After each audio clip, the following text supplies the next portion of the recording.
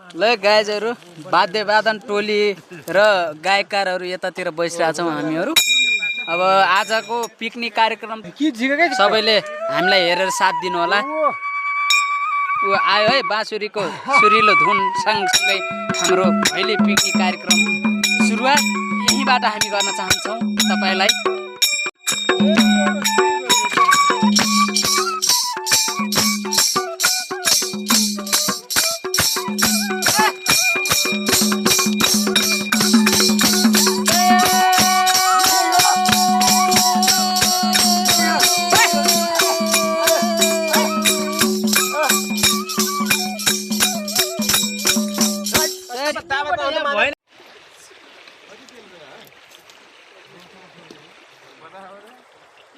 ल यहाँ चाहिँ मामाले प्याज छिल्दै हुनुहुन्छ।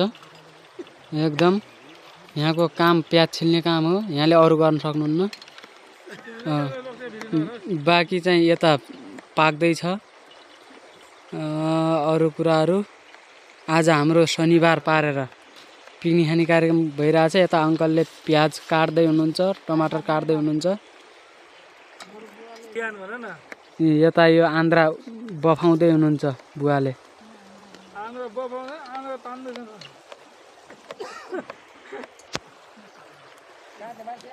गाइज पिकनिक खान आएका छौं हामी आज है, सबैजना यतै छौं आज।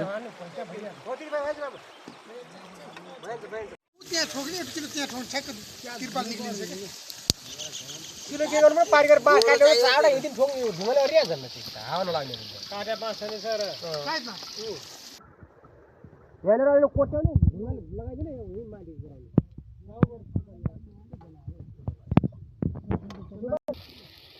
सुबाला यो तिरपाल लिएर आउनु लाम चाड गरिरहेको छ गयो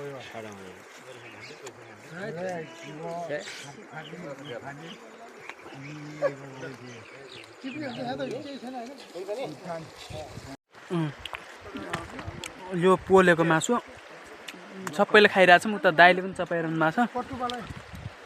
मिठो छ एकदम टेस्टी। एकदम मर मसला सबै मिक्स गरेर पोलेको टेस्टी छ। खाने कार्यक्रम भइरहेछ यतातिर। मासु चाहिँ एकदम टेस्टी छ है। फुलबा खानु फुलबा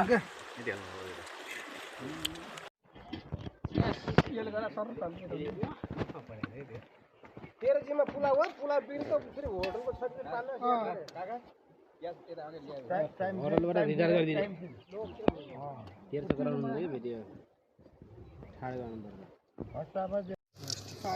ल गाइजहरु हाम्रो यहाँ मामाजीले चाहिँ खसीको मासुलाई सेकुवा बनाउँदै हुनुहुन्छ। खसीको मासुलाई सेकुवा एकदम यहाँ चाहिँ तगरा हुनुहुन्न रहेछ सेकुवा बनाउनमा। त्यही भएर यहाँको जिम्मा छ है सेकुवा बनाउने।